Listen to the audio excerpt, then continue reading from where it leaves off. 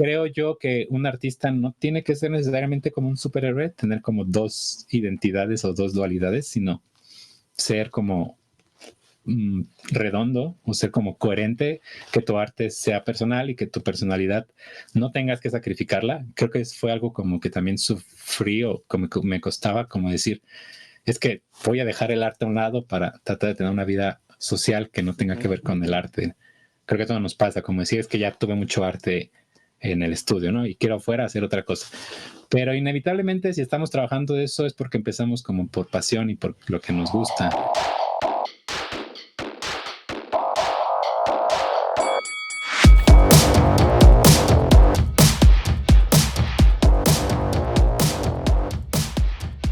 Hola, ¿qué tal? Bienvenidos a un episodio más del Cotorreo Creativo de Gogo Katrina. Yo soy su amigo El Mestizo Enmascarado y en esta ocasión tenemos una gran plática con Artie Rogue, un director de arte excepcional que ha trabajado en varias producciones en diferentes roles, pero sobre todo que tiene una muy interesante filosofía acerca de su rol dentro de los procesos, dentro de una producción de animación, que creo que absolutamente será muy interesante para todos ustedes interesados en el mundo de las industrias creativas.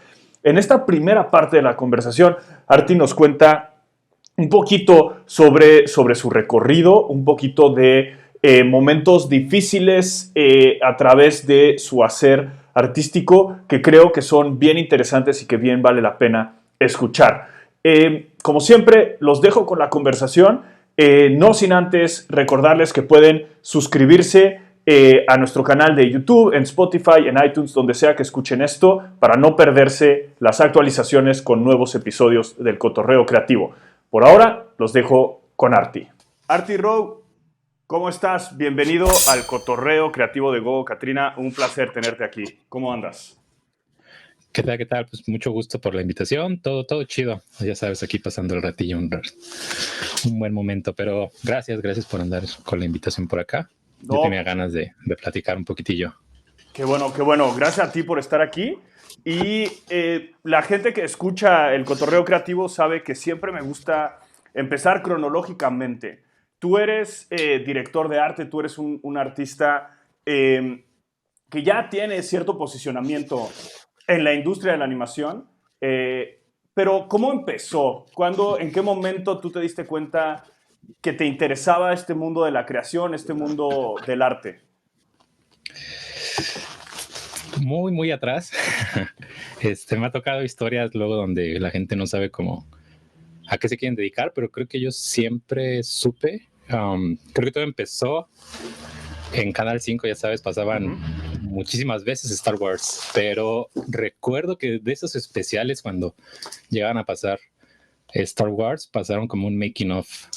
Okay. Entonces yo vi el making of de cómo estaban haciendo matte painting en los vidrios estos gigantescos y dije, wow, no manches, esto es impresionante saber que todo lo que está detrás de los actores no es real, pero tú crees que es real. Entonces fue cuando empecé ahí como a saber que quería eso.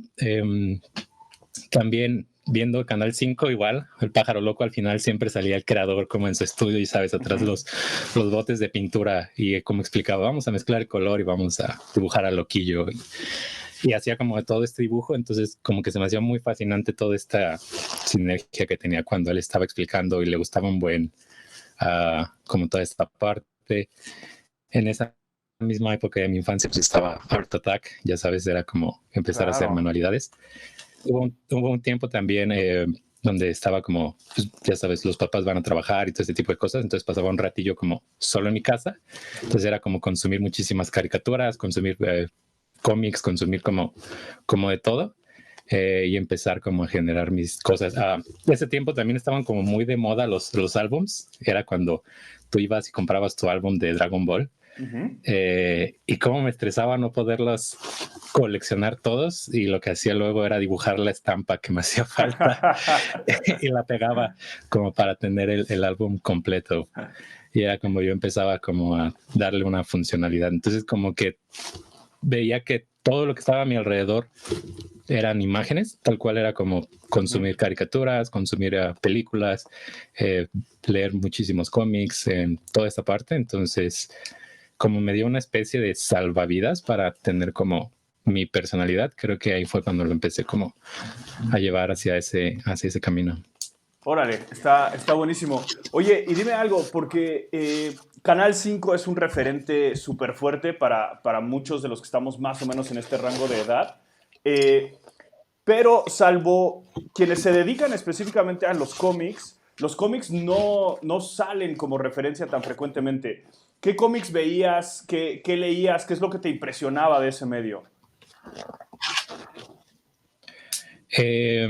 Pues ya sabes, antes no había como mucho, bueno, yo soy también de Michoacán, entonces soy de un pueblito, ahorita ya es ciudad, que es Zamora, entonces no llegaba como mucho, entonces en los puestos de revistas era como lo más común, ya sabes, Capitán América, puro Marvel, DC, pero siempre buscaba, no sé, como que eso ya lo veía en la tele porque ya estaba la serie de Batman, ya estaba la serie de Spider-Man de aquella época, como que buscaba algo que me llamaba la atención.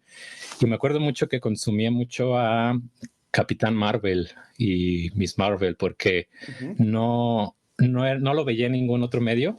Entonces me gustaba mucho como esa historia y luego de repente hacían como muchos reboots y estaba como en una versión donde pues, él era, ya sabes, niño, luego de repente cambiaba el estilo. Entonces consumí mucho Capitán Marvel en esa época. Sí, y raramente creo que desde esa época vi un Sandman. Ajá, Fue ¿sí? como bien raro cómo llegó a mí, Ajá. pero se me hizo súper oscuro. Digo, era un niño y que llegara a ti como esto fue como muy raro, pero tenía como esta analogía de superhéroes, entonces como que nunca me hizo tanto ruido que fuera tan oscuro. Watchmen también estaba como por ahí, entonces trataba como de buscar cosas que no fuera, ya sabes, te digo, lo que consumía en tele, que ya era Batman, Spider-Man. Soy como muy fan de Flash, entonces también leía Okay. bastante Flash, pero sí, trataba como de buscar cosillas como un poco diferentes. Y pues también estaban las clásicas como Snoopy y todas estas que eran más tiras cómicas que creo que también me ayudaron un buen. Claro, claro. Y justo iba a mencionar porque Capitán Marvel tiene como que esta onda históricamente de cambios de tono Sí, como muy radicales, ¿no? De pronto. Y mencionar Sandman, o sea, como que sí había un universo ahí muy variado en lo que consumías.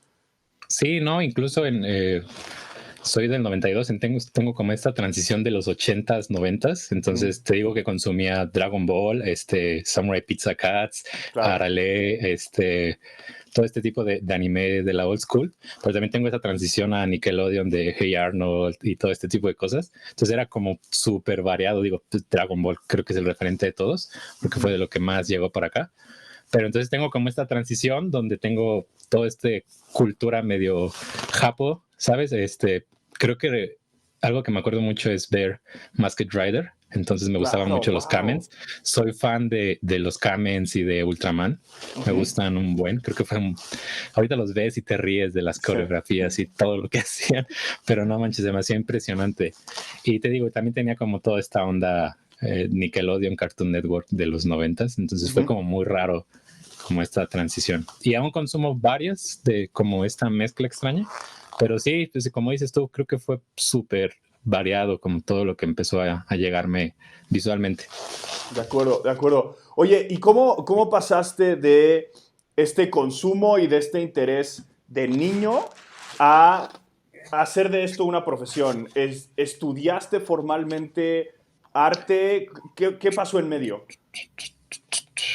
Bueno, desde niño ya tenía como ese interés, de hecho vendía mis dibujos, creo ¿Ok? que muchos hemos hecho como eso. Y sí, realmente cuando estaba yo en prepa, como yo tomé la rama de informática y todo eso, iba más como el área de programación y ya estaba como involucrado en la parte de la computadora. Pero recuerdo que nos dieron una materia de Macromedia Flash cuando no era ni siquiera de Adobe. Ajá. Y estaban de moda justo, creo, los huevo cartoon. Entonces era como ejercicios de tratar de replicar como cosas que estaban haciendo ellos, empezar a generar como cositas, ya sabes, ejercicios haz un círculo y defórmalo. Entonces empecé como a trabajar como en la parte de animación. De hecho, yo empecé queriendo hacer animación porque fue como mi primer acercamiento. Entonces, cuando tuve esta clase, no sé, me despertó creo que fue la materia que descuidaba a las demás como por sin querer. Yo empezaría como a hacer diseño de personajes para saber qué es lo que iba a hacer en Flash. Entonces lo dibujaba en mi libreta y luego ya empezaba a hacer como estas animacioncillas y todo este tipo de cosas. Entonces ahí empecé como a quererlo. No existía en ese momento, porque fue a mitad de prepa, no existía ninguna carrera de animación y creo que lo más cercano era diseño gráfico.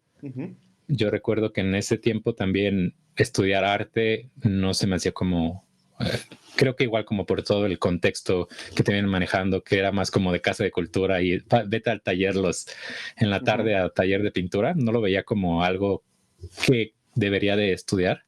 Entonces era como de, voy a buscar algo que se asemeje. Entonces estaba pensando en diseño gráfico. Entonces yo salí de prepa y perdí un año. No entré a estudiar por cuestiones económicas y de que todo se movía, porque te digo, también en donde estaba pues no había como una gran variedad de universidades. Entonces tenía que irme a Morelia, Guadalajara o Ciudad de México a estudiar pues cualquier otra cosa. Entonces en ese año lo que hice fue tomar trabajos en despachitos de diseño gráfico.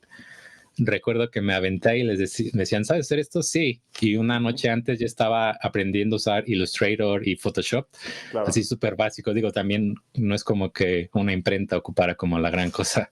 Entonces era como que yo me metí a verle al programa un poquitillo, porque también en esa época tutoriales, si acaso estaban en ruso o en cualquier otro idioma. Entonces era como medio veías unas imágenes ahí borrosas y tratabas de ver qué es lo que estaban haciendo.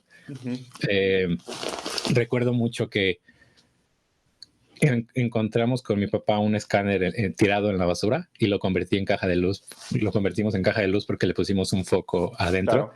Entonces ya empezaba yo como a calcar mis dibujos y según hacer clean con un escáner que estaba en la basura y con un foco tal cual de esos convencionales dentro del escáner. Y ya con eso yo empezaba como a generar como esta ondita de diseño gráfico. Te digo, fui como que me moví así caminando, buscando los despachitos y veía cuando decía se solicita diseño y yo llegaba y les preguntaba, oye, ¿buscas gente? Y ya hubo como 2, 3 que sí necesitaban gente. También rotaba poquito porque esas imprentas, yo siempre he sentido que son como clandestinas, no sé, es como muy raro, como tu logotipo por 50 pesos, una cosa así. Sí. Entonces me sirvió porque también me enseñaron a usar las máquinas de imprenta y todo este tipo de cosas. Entonces yo antes de empezar a estudiar ya como que medio me estaba alimentando de esas cosas. Y ya en este lapso creo que apareció la carrera, ya estaba la del TEC, pero para mí era como imposible y me decían, te damos una beca de tanto %, pero ya sabes, las letras chiquitas de que tienes que después como prácticamente firmarles tu vida para, para pagar esto. Entonces no era como una opción para mí. Me iba a ir a Guadalajara justamente a estudiar a la Universidad de Guadalajara. Ya he hecho examen y todo, pero era para diseño gráfico. Y como que no estaba muy convencido. Entonces en ese lapso abrieron acá en Morelia una escuela bueno, más bien en la escuela abrieron la carrera de medios interactivos, que prácticamente es lo mismo que maneja LAT del TEC, pero más cerca, ¿no? Entonces ya me fui para allá y yo empecé como a estudiar esa parte. La verdad, si te soy sincero, no sé si fue la mejor opción, porque ya sabes que estas carreras le meten de todo. Incluso veías programación, entonces estaba como dibujo, lo veías como porque era 2 cuatrimestres y después desaparecía y ya todo lo demás era muchísimo más técnico. En ese tiempo también como que empezó a explotar YouTube y los tutoriales. Entonces yo creo que me alimenté más justamente de tutoriales que de lo mismo que aprendí en la carrera, porque para mí la carrera era como, sí fue algo que me ayudó como a descubrirme, porque digo, yo empecé queriendo hacer animación. Entonces yo empezaba como haciendo, digo, con este escáner, animación medio tradicional, ahí como en mis hojas de Bond, y luego como no sabía en qué animarlos y ya tenía como medio el conocimiento de Flash, no tenía ni tableta, con mouse vectorizaba en Illustrator, luego me lo llevaba a Macromedia y ya medio daba movimiento, ahí 2, 3 cosillas. Y llegué a hacer como 2, 3 animacioncillas que dije, está bien. No tenía idea de nada, entonces también tomaba fotografías y los usaba de fondos y hacía como híbridos muy raros ahí para existir. Y te digo, ya en la carrera, realmente como que veías de todo. Sí, sí me gustaba y quería como empezar a la parte de animación. Ya empecé como muy clavado en eso, pero después como que me di cuenta que a mí hacer un dibujo muchísimas veces era como algo que no me latía. Entonces ya era como, bueno, está bien, sigamos con eso. Y ya sabes, como cuando uno tiene una idea se aferra mucho, me costó mucho como sacarme de la idea que no era necesariamente lo que yo quería.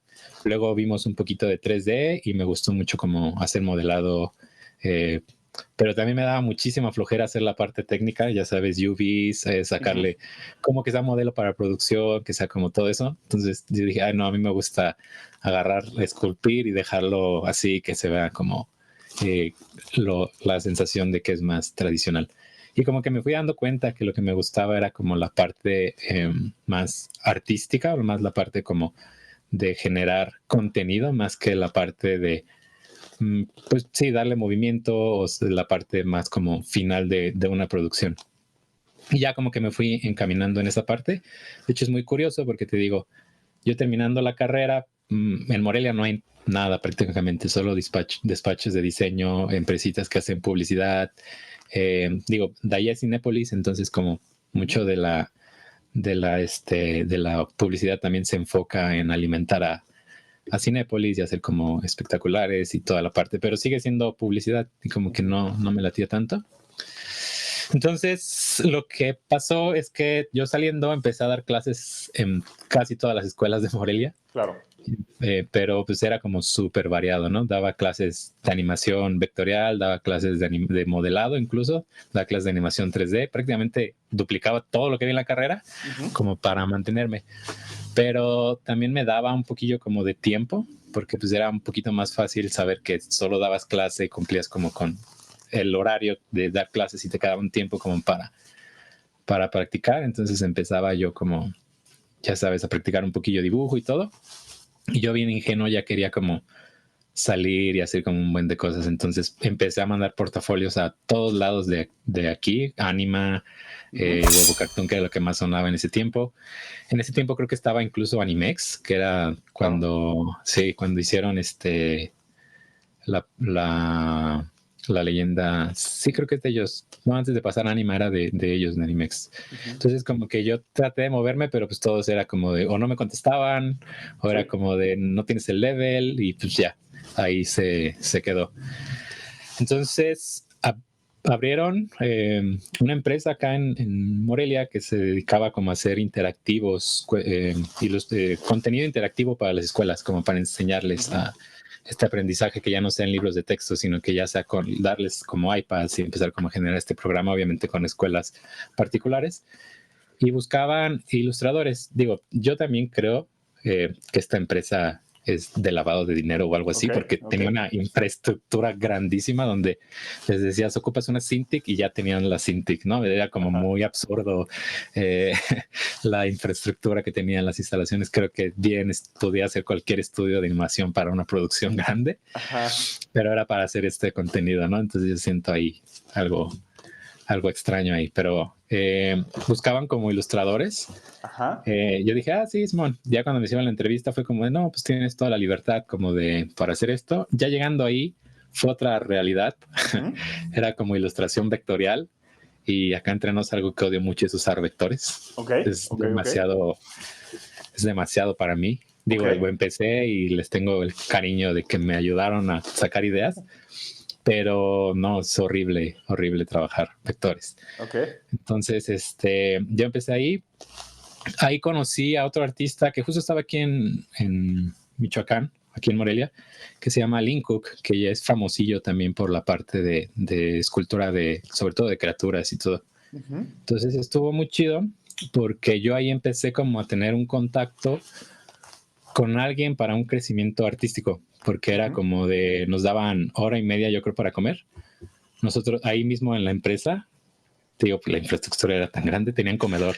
Ajá. Entonces te cobraban una cosa absurda, ¿no? Como 10 pesos al día y te daban un platillo completo de comida.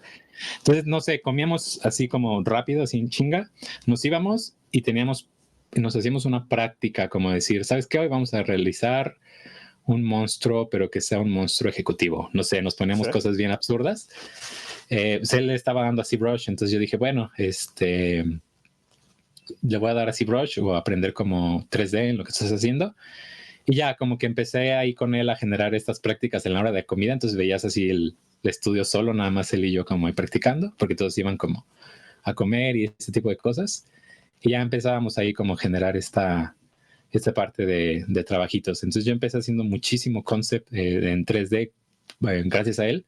De hecho, él fue el que me habló para como irme con ellos porque él ya estaba haciendo ahí, pero pues tampoco es como que se quisiera él dedicar a la parte de ilustración vectorial. Claro. Ya en ese tiempo, estando ahí, a él le hablaron de Huevo Cartoon para que se fuera a la parte de modelado. Entonces él ya se fue para allá y en un ratillo más como que me recomendó porque iban a empezar con algo que era el departamento de Look Dev.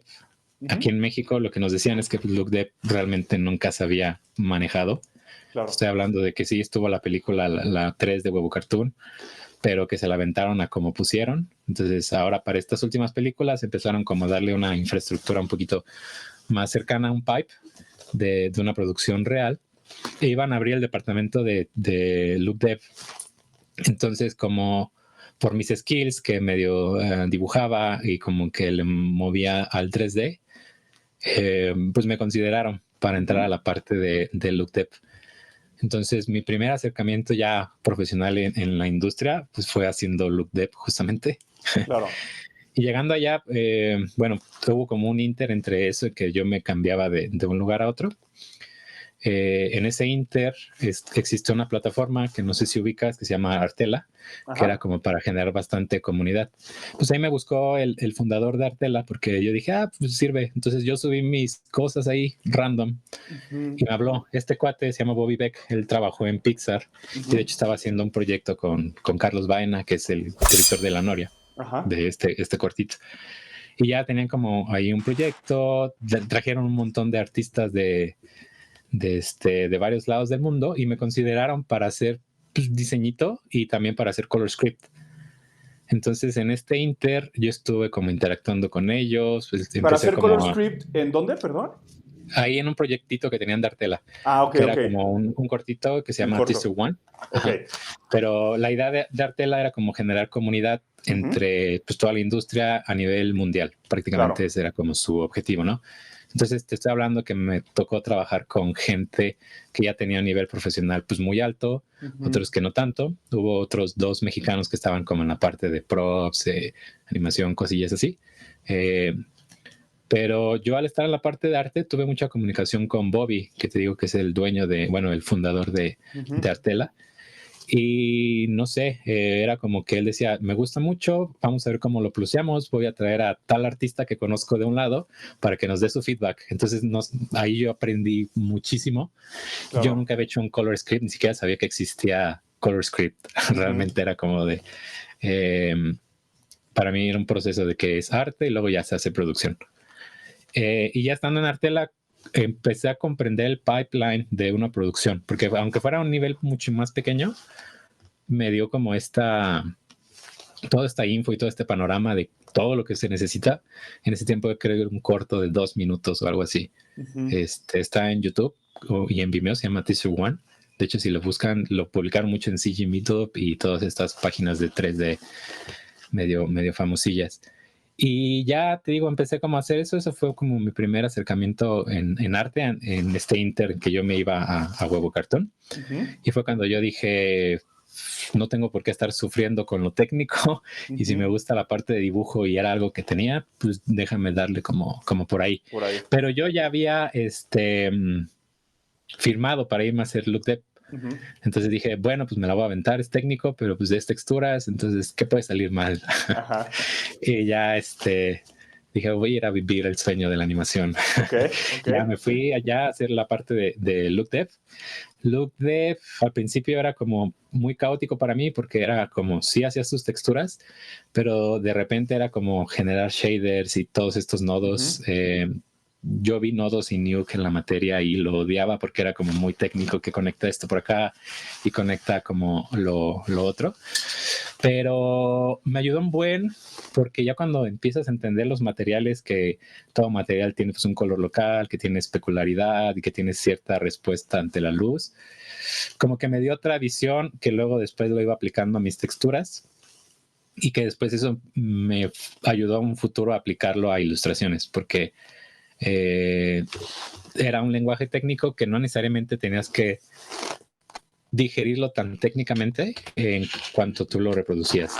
Pero digo, yo empecé así, ya después como que vieron que le movía un poquillo más a la parte de texturas y era como más rápido, entonces solo me dejaron en la generación de texturas para assets. Entonces yo estuve haciendo ya las texturas de muchísimos de los assets que salen en la peli esta que acaba de salir de huevo. Y ya, pero pues no era algo que yo quisiera. Recuerdo que en ese momento el departamento de arte estaba como muy pequeño y buscaban gente, entonces les dije que me dieran como chance de hacer una prueba. Y como me dijeron, pues va. Entonces, ahí como en que entre sí y que no, pues terminé como entrando en arte justo para la parte de color script. Entonces como que me ayudó un poquito lo que ya tenía antes, porque ya habían avanzado props. Entonces dije, bueno, color script está bien. Ya medio tengo una experiencia ahí que tomé. Pero para mí fue muy difícil porque pues nunca había trabajado en una producción. Y la comprensión del color de un film, digo, en una imagen es fácil, ¿no? Pero pensarla en toda esta evolutiva de lo que ya es una película era muy frustrante y yo nunca había trabajado en nada de eso. El director de arte en aquella época era John Price, que ahorita tiene como esta escuelita de animación en Patreon. Y él es francés, entonces tenía un ojo europeo, pues obviamente muchísimo más educado, una cultura visual muchísimo más grande. Entonces su exigencia era muy alta. Entonces para mí me hacía sentir que no servía. Entonces fue una época bien pesadísima para mí porque a nivel personal yo no me sentía en que llegaba. Entonces tenía de dos, o sentirme mal o ver qué hacía. Entonces esa época yo me estuve quedando por mi cuenta muchísimo más tiempo para tardarme, aunque fuera el doble, en sacar pues un cuadro del color script, o para estar como consumiendo información, estar como analizando lo que todo el departamento de arte hizo, lo que él hizo, empezar a consumir tutoriales, empezar como a decir, pues es que si ya lo voy a hacer en serio, necesito tomármelo de cierta manera en serio. Entonces como que me presioné mucho, me quedé muchísimo tiempo extra, pero por mi cuenta, para aprender. Entonces sí hubo como un level ahí, como que dio un saltito y como que empecé a comprender un poquito más. Ya casi acabando la película fue cuando yo me sentí un poquito más a gusto, pero pues ya decías tú, no, pues ya para qué, ¿no? Ya me llevé toda la friega de estar ahí. Entonces, eso me ayudó porque también pues ya venía la siguiente peli con ellos en puerta, que era la que va a salir este año, que se llama Un gallo congelado, ya la anunciaron y todo. Y ahí sí tuve como un poquito la posibilidad de trabajar algunas cositas de arte antes y también pues color script. El director para esta peli fue Chuy de León, que también es muy reconocido en la parte de concept, y estuvo súper bien porque no manches, yo veía su trabajo en aquella época en DeviantArt y ya decía, no manches, este dude está bien cabroncísimo. Entonces yo como que lo admiraba mucho y ahorita con él tengo una relación de amistad muy buena. Entonces fue como, ¿cómo llegas a pasar pues de ver el trabajo de otra gente a estar como no al nivel, pero tener como esta interacción y estar como aprendiendo de él en ese momento? como que me ayudó bastante, ¿no? Pero siendo como honestos, la forma de trabajar de Chuy era muy diferente a la de Jan. Él era como, déjenlo, les damos como esta libertad. Entonces yo ya venía a trabajar de un modo de donde era como más estricto, y luego adaptarme al otro era como, ay, ¿ahora qué? Entonces como que no confiaba en que yo lo podía hacer solo. Era como de, bueno, está bien, pero pues dime, ¿qué quieres? Ajá. Entonces como que también esta inter y esta transición me ayudó como a confiar un poquito más en mis skills y todo ese tipo de cosas. Y ya, pues trabajé con él un buen rato en la parte de Color Script y ya se dio bastantillo. Entonces ahí fue donde ya me empecé a meter completamente en el departamento de arte. Entonces ahí ya no hacía texturas. De repente sí, fíjate que es algo que me costó muchísimo, porque el hecho de que yo fuera una especie de generalista en el estudio era, ahí en Huevo, era como de, es que ocupamos matte painters, órale, avíntatelo. Entonces, como yo también, como para no quedarme sin trabajo, pues decía, ¿sabes qué? Pues va, me aviento, porque a lo mejor ya no había como task de arte que hacer. Fuera como de, ¿sabes qué? Pues avíntate como la parte de diseño gráfico para las pantallitas que van a salir ahí. Entonces fue como de, no manches, bueno, está bien. Y ya me costó mucho porque todavía me seguían viendo como alguien más generalista hasta cierto punto, donde podías como resolver, que lo que querían ellos como estudio era como resuelve, ¿no?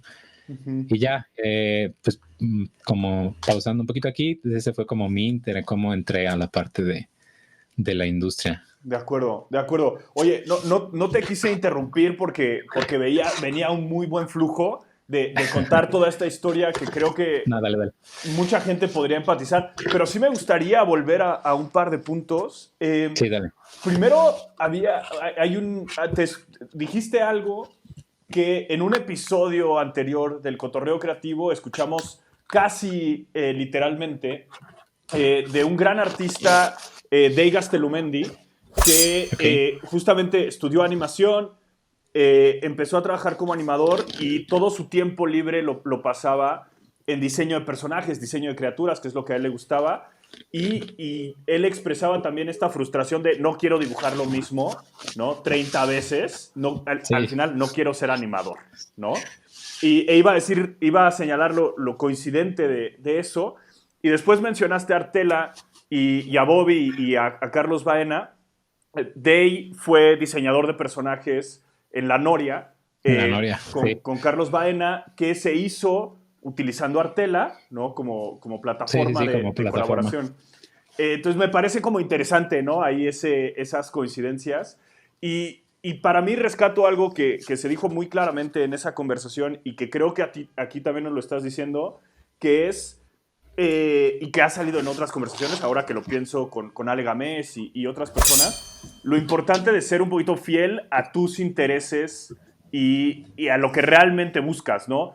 El mundo de la animación, el mundo de las artes creativas es súper enorme, hay muchas maneras de desarrollarse en él. ¿Qué era para ti? O sea, ¿en qué momento te diste cuenta? ¿Fue en la práctica que te diste cuenta yo no quiero estar animando? Y más adelante en Huevo Cartoon, yo no quiero estar haciendo texturas, yo no quiero la parte técnica. ¿Fue al hacer o es algo que tú ya tenías claro, quizá teóricamente? Creo que ambas porque, te digo, desde niño yo quería dibujar, entonces era algo que tenía como claro, pero no sabía en qué enfocarlo para que dibujar fuera funcional o que pudieras vivir de él, ¿no? Porque ya sabes que te venden la idea de que no puedes ser un artista y solo vender cuadros y tenerlo. Entonces, el hecho de quererlo enfocar a animación creo que fue como decir, tiene un uso práctico el dibujar, no es solo un vivir del dibujo, sino vivir de una consecuencia del dibujo como tal. Entonces, como que yo me encerré en eso y decir que el dibujo tenía que ser funcional, pero yo no sabía que el dibujo como tal podía ser funcional para un departamento de arte, ¿no? Porque creo que volvemos a lo mismo. Las escuelas no te enseñan esto. Y yo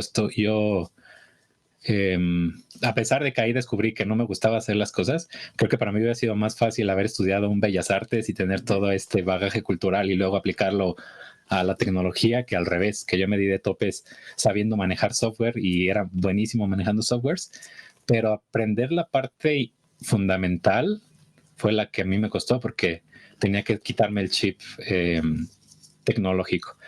Entonces, creo que es un poquito de ambas. Te digo, yo ya quería dibujar, pero en la práctica, en lo que vas viendo como en la escuela, en lo que vas haciendo como en el trabajo, te das cuenta. Por eso para mí, generalista está bien, pero creo que etiquetarse como generalista, incluso en 3D, no se me hace tan bien porque estoy seguro que de eso, ese generalista tiene una preferencia y a lo mejor lo hace porque así cubre más un aspecto de trabajo. Que tú dices, es que están buscando a alguien que haga assembling, o alguien que haga clean, o alguien que haga backgrounds. Entonces yo le entro a todo y entonces estoy como en todos lados. Pero ahí creo que es donde se divide la gente que está haciendo arte por hacer arte y gente que realmente le apasiona o que realmente está como con esta sensación, ¿no? Y yo cuando empecé a conocer a esta gente que le apasionaba dibujar, que le apasionaba lo que estaba haciendo, fue cuando yo también empecé como a ser sincero conmigo mismo y decir, pues es que a mí lo que me apasiona es dibujar. Ya después entendí que realmente ahorita llegamos a ese punto, pero realmente lo que me apasionaba no era como dibujar, era contar historias. Entonces, ya empecé a, digo, este contacto con Jan, con Chu y con los artistas que estaban ya involucrados en Gogo Cartoon, porque yo venía de un entorno empresarial y un entorno pues escolar y un entorno laboral un poquito más de Godín, ya entrando en una sinergia y una fotosíntesis donde todos los artistas que están en Board son porque quieren dedicarse a Board y porque les ves la pasión de cómo lo están solucionando. Ahí conocí a Santarellano, entonces también fue como, no manches, también tenía una pasión como por Board, Ale, Gus y toda esta ondita escuela de Board. Entonces yo de repente iba a la isla de Board y empezaba como a ver y absorber lo que estaban haciendo. Luego estaba bien chido porque su isla estaba llena de figuritas por todos lados, así tenías en las, ¿cómo se llama? En los estantes tenían figuras y tenían de todo. Entonces era muy chido ver cómo ya empezaba a hacer el arte sí laboral, porque sí es una empresa, Huevo Cartoon, y el estudio como tal o los dueños para mí siguen siendo empresarios. Creo que si bien son comunicólogos, no tienen como esta onda más artística explotada, pero lo que estaba dentro del estudio, lo que son los artistas, pues ya se empezaba a sentir como esta pasión más que un trabajo. Claro. Claro. Y fue ahí donde empecé a ser como más sincero conmigo, decir, es que si vine aquí nada más como por decir voy a trabajar en Huevo Cartoon, o voy a trabajar, o ya estoy trabajando, no está chido. Entonces fue cuando ya empecé como a ser más sincero conmigo y tratar como ir dejando de lado. También fue bien difícil porque freelance pues me buscaban ya para texturas, matte painting y cosas de este tipo de cosas. Y a veces las aceptaba, pues obviamente porque uno necesita tener esa sustentabilidad económica, desgraciadamente. Pero ya después fue como, ya no, a ver cómo me las arreglo, aunque limite gastos o lo que sea, o a ver cómo me las arreglo. Voy a empezar como a limitarme por el camino que yo quiero. Ya, pero acuerdo. Sí, digo, fue como un poquillo de ambos. De acuerdo. Oye, y otra coincidencia, interesantemente, que encuentro en tu historia con la de Day, es esta onda en este trabajo que nos contabas de producción de interactivos, encontraste a alguien con quien había coincidencias y hacían estos ejercicios, estos workshops entre ustedes un poquito para empujar su arte. Sí. Y justo Day nos contaba lo mismo. Él organizaba sesiones de dibujo y demás, más allá del trabajo en el estudio en el que él estaba. Y bueno, esa es una coincidencia que señalo solo para fines... para estar. Exactamente, ¿no? Ahí estaba eso. Pero me llama mucho la atención esta onda de empujar tu arte, ¿no? De tú hacer un esfuerzo más allá. Y cuando estabas con tu primer chamba, donde fuiste responsable de cuestiones de color script y demás, con Jean ahí en Huevo Cartoon que nos contabas, y tuviste que hacer este esfuerzo de me quedo más horas, le tengo que chambear más para llegar. Y al mismo tiempo se habla muchísimo, cada vez más, de la importancia del equilibrio, de la importancia del balance, ¿no? En tu vida y en tu profesión. ¿Cómo lo sientes tú eso? Porque Si no haces ese esfuerzo, no elevas tu nivel. Pero al mismo tiempo, si solo eres eso, te vuelves loco, o sea, pierdes contacto con otras partes que son importantes. ¿Cómo fue esa experiencia para ti? ¿Cómo lo ves ahora, quizá a la distancia? Sí, cuando empiezas, ya sabes, te quieres... Lo primero que dices saliendo es, no sé cómo lo voy a hacer, pero voy a estar en Pixar. Creo que lo que escuchas de todo el mundo. Entonces también mucho como de este impulso de querer demostrarme que podía hacerlo, me hizo como en esa etapa esforzarme de más y sí era como estar muy clavado y muy metido.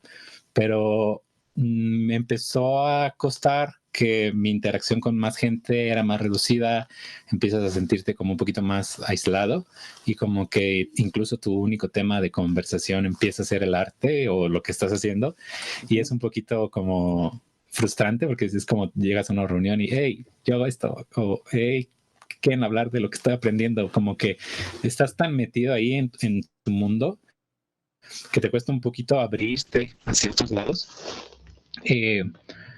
Y sí, fue una época donde creo que fue necesario porque yo quería eso, pero creo que es algo que no es sustentable por un periodo grandísimo de tiempo o que pueda ser un estilo de vida. Creo que a lo mejor sí es necesario como estos retiros donde dices, ¿sabes qué? Me voy a retirar a enfocar porque es cierto que si enfocas como todo tu esfuerzo en algo, pues lo aprendes o lo absorbes muchísimo más rápido. Pero también es necesario que nosotros como creadores de contenido necesitamos siempre referencias y pues, la mejor referencia es todo lo que tenemos como a nuestro alrededor. Actualmente llevo como, trato de tener como este equilibrio. Me gusta, digo, ves, la parte de la música, hago como ciclismo de montaña. Entonces, a mí me ha ayudado un buen porque empiezas a tener como otras sensaciones no solo de estar sentado frustrado, entonces empiezas a tener como en el ciclismo esta adrenalina, que a mí me ayudó porque tú vas como a la montaña y ves paisajes que ni siquiera te imaginas que pueden estar cerca de la ciudad, ¿no? Y entonces empiezas a abrir, yo le llamo esta cultura visual o esta biblioteca mental que tenemos, entonces entre más amplia es esta cultura y esta biblioteca visual, más fácil podemos crear porque tenemos una comprensión muchísimo más grande. Entonces fue como donde empecé a entender que una cosa alimenta a otra, porque si solo estás encerrado en tu escritorio dibujando y viendo referencias fotográficas, la referencia fotográfica sigue siendo ajena a ti y sigue siendo un plano bidimensional donde solo lo estás absorbiendo o estás como interpretando lo que ves incluso y lo único que está en tu entorno pues es un escritorio y un monitor. Entonces, que esa sea tu biblioteca, que solo tengas de biblioteca un escritorio y un monitor, creo que te hace muy limitante porque no tienes un espectro más grande de qué empezar a plasmar. Entonces, cuando yo empecé como a hacer este tipo de cosas, me empecé también a la parte de como de skate con patines y todo ese tipo de cosas, como que me empezó a dar otra sensación, porque incluso para dar como más poses de acción, ya trataba de hacerlo como con cierto sentimiento, a lo mejor de adrenalina que tuve en aquel momento. Digo, es que la imagen sí se siente como me sentí yo. Entonces ya empieza a transmitir como algo. O ya, por ejemplo, te digo, vas, ves ciertos árboles y dices, es que desde la naturaleza ya hay como un patrón que como repetitivo y como composición por naturaleza. Entonces como que te empieza a alimentar y te da este disfrute y te digo, no es que tú vayas y hagas como esta actividad pensándola, como dicen, es que vas al cine y ya solo lo analizas todo, sino que creo yo que es como muy subconsciente, vas, consumes, haces como tu actividad, incluso sales con amigos, sale alguna anécdota de un amigo y dices, esto está bueno como para trasladarlo a algo, y entonces empieza como toda esta evolución. Y fue cuando yo empecé a crear, que sí, la parte técnica es importante, porque la parte técnica es necesaria para transmitirlo, pero es más importante el trasfondo. Porque sí, ocupamos un lápiz y un papel y saber agarrar el lápiz y saber que si pasas el lápiz por el papel dibuja para hacer un medio de expresión. Pero eso no es lo que importa realmente, saber usar el lápiz y el papel, sino lo que vas a hacer con el lápiz adentro del papel o incluso no usar el lápiz porque pues el espacio negativo también tiene su importancia. Entonces como que yo empecé a entender lo que te decía, la parte técnica o la parte académica no era para mí, porque yo sé que hay como pintores que son muy técnicos y que hacen retratos hiperrealistas y que tienen una comprensión de la luz muy interesante. Entonces, después de ahí como que sí estudio, sí como que comprendo de dónde viene la luz, pero a un nivel que digo, me sirve para lo que quiero, listo, ya lo demás es un aprendizaje más personal y más narrativo y como transmitirlo a lo que hago. Soy mucho de creer, porque es como un intermedio en lo que son las vibraciones, porque una vibración es algo comprobado científicamente, pero también tiene esta onda medio mística para algunos, ¿no? Entonces me gusta como esta analogía porque dependiendo cómo vibran las cosas, se perciben. Entonces, si lo aplicas en una imagen igual, dices, tú voy a ser un personaje que vibre muchísimo el rojo, entonces lo demás como que le baja la vibración al color y empieza como a tener esta analogía. Algo que empiezo a utilizar mucho es como en todo, es como esta ondita del yin y el yang, porque es como, si lo hablo en imagen, tienes una imagen roja, pero le pones un puntito azul, y luego la equilibras, ¿no? Entonces, en la parte azul le pones un puntito rojo, entonces como que empieza a ser más homogénea la imagen en lugar de tener la partida. Entonces, en el trasfondo de lo que yo hago es igual.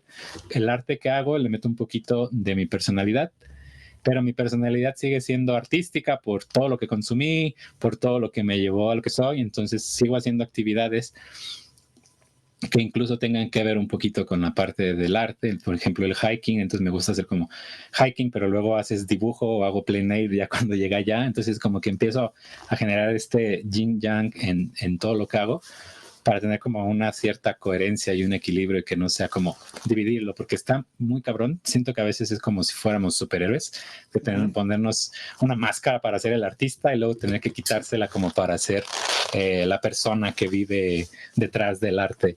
Y eso como conflictúa mucho porque pasa y me pasó cuando tú quieres como contactar a un artista que admiras y dices, es que no lo voy a hablar porque se ve que es bien imponente o su arte impone y es súper pro, porque tenemos como esta idea de él como superhéroe y no conocemos el back de él para saber que a lo mejor es una persona bien chida, ¿no? Y yo así aprendí mucho porque yo empecé como a quitarme ese miedo y le preguntaba a un buen en foros que empezaban a salir en Facebook de, oye, esto, y a lo mejor me veía bien molesto, pero sí me contestaban. Creo que todos son muy chidos y es algo que me gusta como de esa comunidad, que empiezas como a recibir feedback. A lo mejor tardan, pero es como comprensible porque tienen mil cosas que hacer.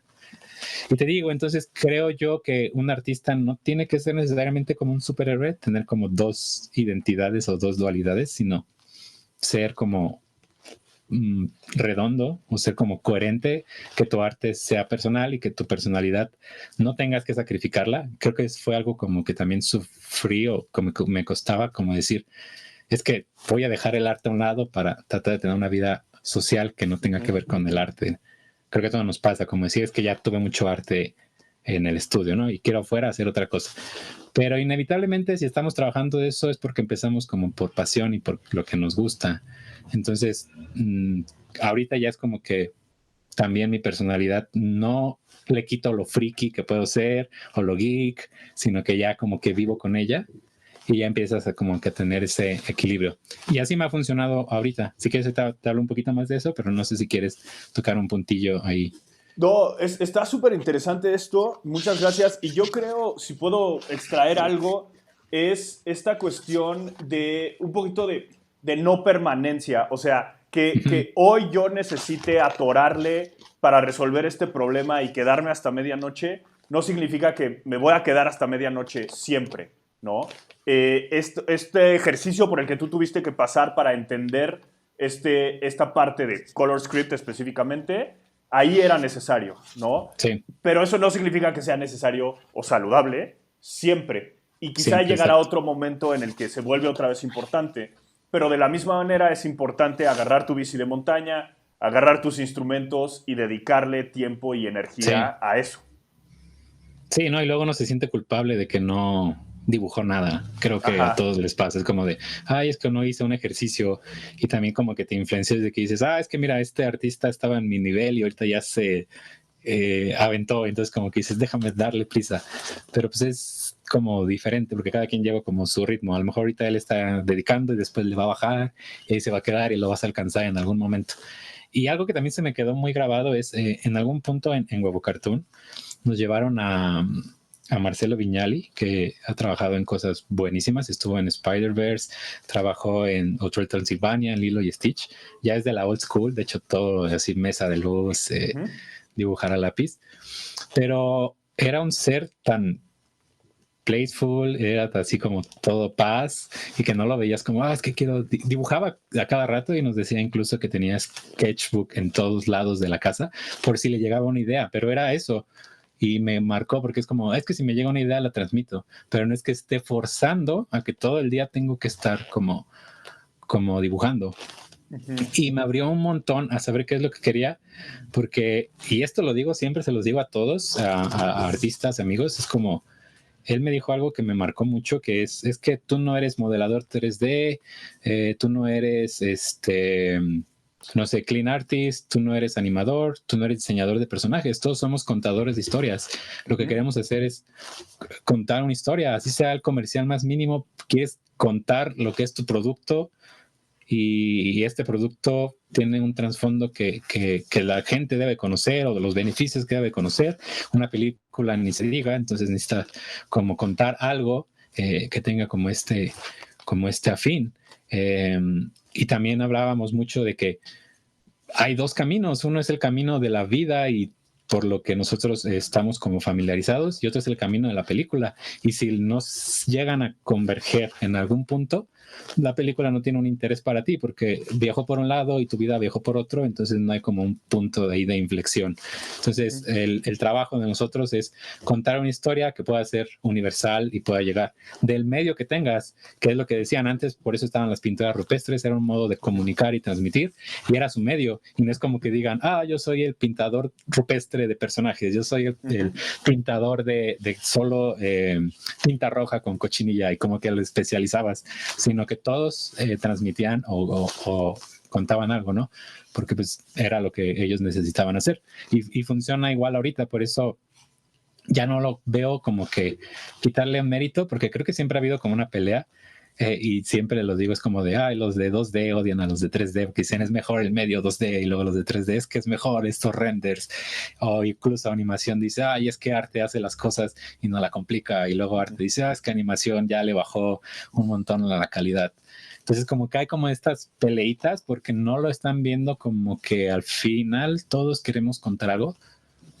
Entonces como que me marcó mucho y empecé justo a decir, ¿para qué me voy a matar haciendo técnicamente perfecto mi imagen cuando puedo hacer? Porque una pregunta que le hice le dije, ¿cuándo sabes tú que tu concept ya está listo? ¿Cuándo sabes tú que la imagen o el BizDev, porque le hacía BizDev, ya le va a funcionar a Sony o a Disney? ¿Cómo sabes tú que ya le va a funcionar? Me dice, cuando cuenta la historia. O sea, si en 2 líneas ya hice a Stitch en la pose que debería de estar, que lo transmite, ni siquiera me voy a matar en hacer el rendering de este personaje. Y me marcó mucho porque es cuando empiezas a decir, es que sí es cierto, yo no soy un ilustrador, yo no soy diseñador gráfico, yo no soy publicista, yo soy concept artist o BizDev artist, que mi chamba es resolver, mi chamba es generar soluciones visuales para los demás departamentos y para la historia como tal. No es hacer que mi trabajo sea bonito.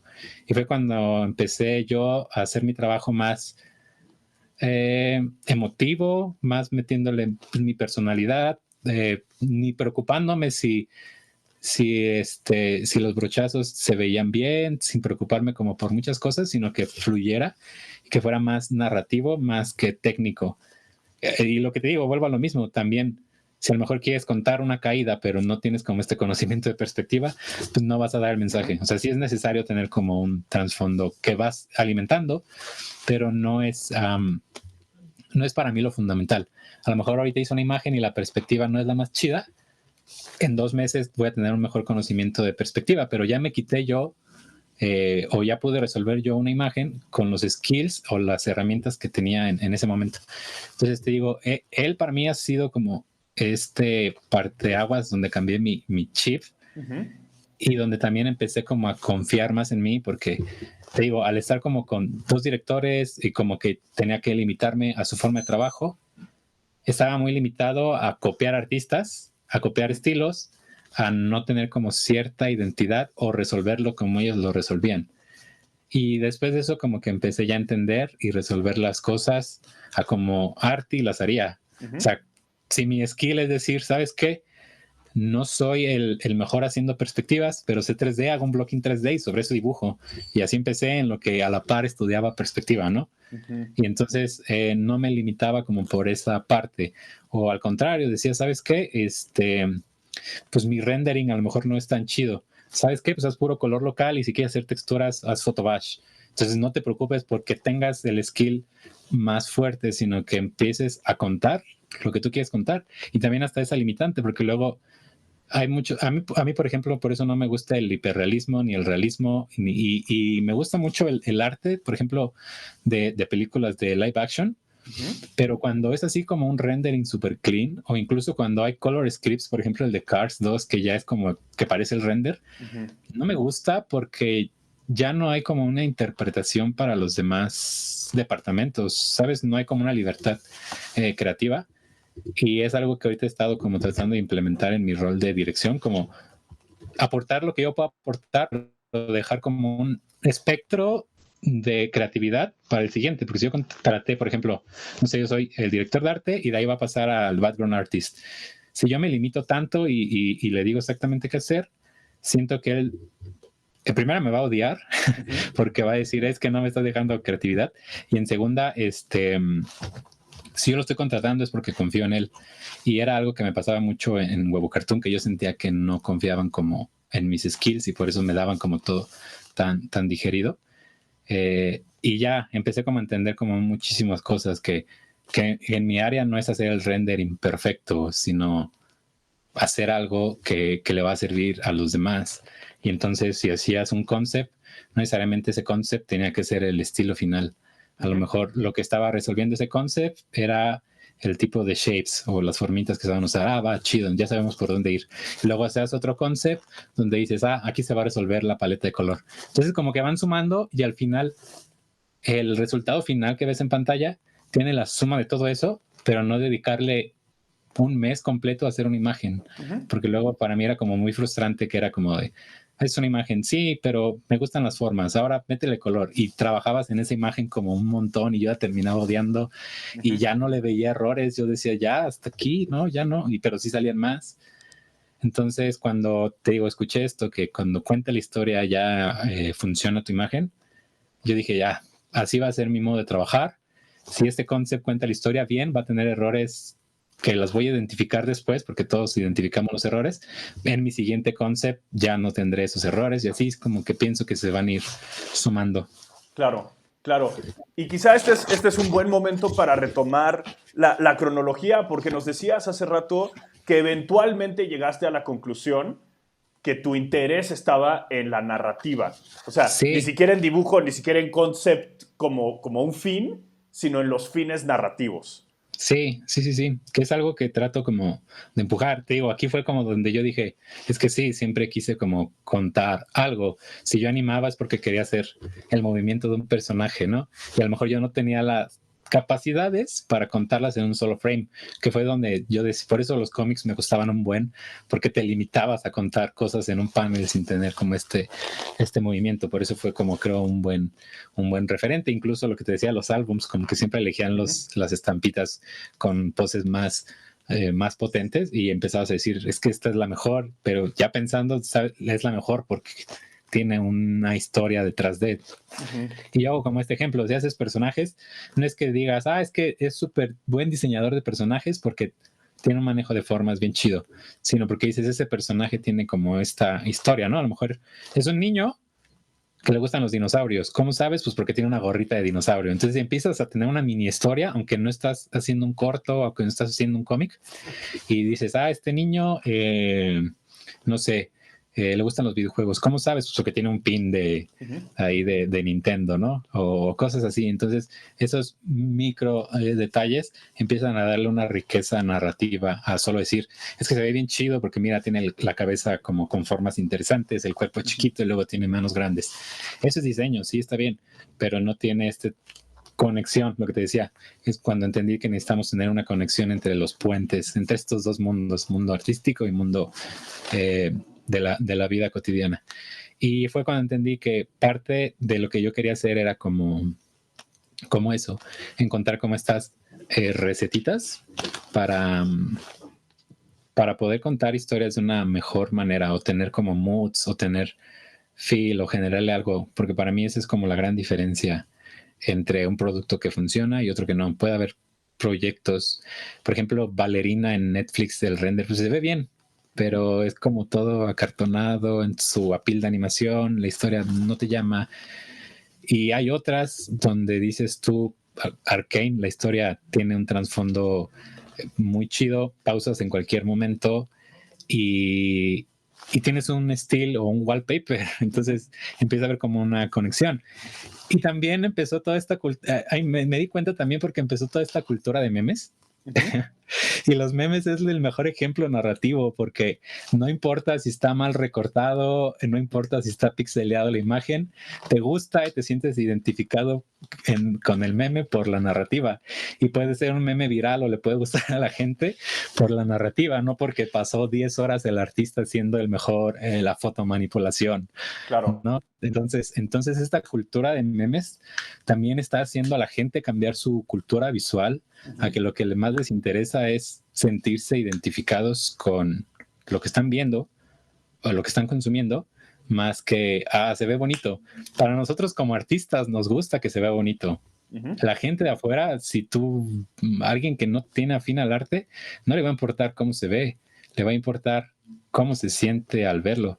Y es como muy difícil para nosotros hacer este switch porque vivimos de arte diario. Entonces, nuestra cultura cada vez es más fina y la de la demás gente a lo mejor no. Y a lo mejor tú dices, es que mira ese pixelito que está ahí, si lo hubiera quitado, y no duermes por estar pensando en ese pixelito, la gente de afuera ni lo va a notar porque consumió la acción, consumió la respuesta de la acción, la historia, el viaje del héroe, etcétera. Y por eso te digo, cuando empezaron los memes fue cuando se me hace este ejemplo tan buenísimo, porque es un reflejo de lo que está consumiendo la gente ahora a cualquier nivel. Y también entiendo que pandemia uh-huh. hizo que la gente tuviera una exigencia más grande, porque empezaron a ver más Netflix, porque estaban encerrados y empezaban a consumir muchísimas más cosas, y es como, ¿y ahora qué hacemos? No sé, ponte otra serie.